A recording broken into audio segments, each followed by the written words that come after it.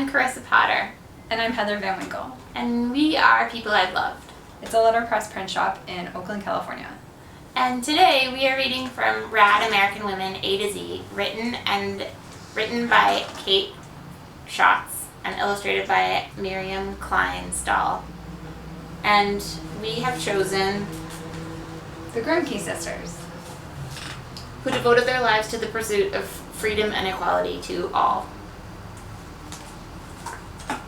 Angelina and Sarah Grimke were sisters who were born 12 years apart, but they were like twins when it came to their commitment to ending slavery. In the early 1800s, the Grimke family lived in Charleston, South Carolina on a fancy cotton plantation. Like most other rich white families in the South, the Grimkes owned slaves. The sisters saw their daily suffering and knew it wasn't right. Even though it was against the law, Angelina secretly taught one of their slaves to read. She and Sarah tried to convince their parents that slavery was wrong, but Mr. and Mrs. Grimke wouldn't listen. So the girls made a hard but powerful decision. They said goodbye to their parents, their 11 siblings, and their fancy dresses and dances. Then they moved to north of Philadelphia, where the anti-slavery movement was beginning. The Grimke Sisters joined the Quakers, a religious group dedicated to nonviolence, and they became abolitionists, people working to end slavery. They gave passionate speeches and wrote fiery letters in support of freedom for all people. They didn't care if people tried to punish or persecute them for their convictions. Emancipation, Angelina wrote, is the cause worth dying for. The pro-slavery people were furious at the sisters, and some of their fellow Quakers were shocked that the women should say such things. Some angry people even burned their articles and letters. Not everyone was upset, though.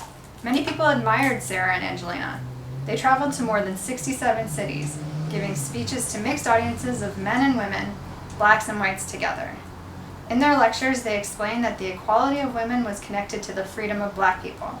Again, people were outraged, because they had never heard white women express these kinds of ideas.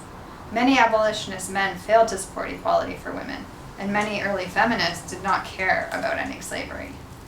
In 1838, Angelina became the first American woman to speak in front of a legislative body when she presented anti-slavery petitions signed by 20,000 women to the Massachusetts legislature. Sarah and Angelina lived and worked together for their entire lives, united by their belief that all human beings deserve freedom and equality.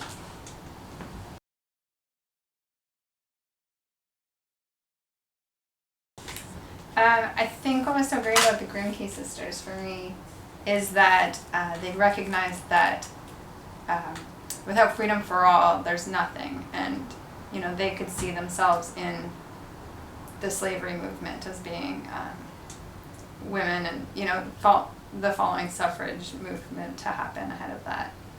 And I think that's something that, we still have to consider today as we, look at gender equality and rights for the LGBTQ community.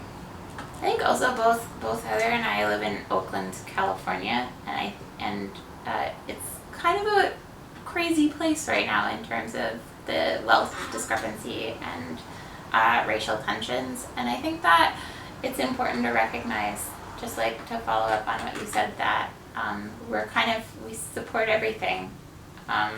No freedom until everybody's free.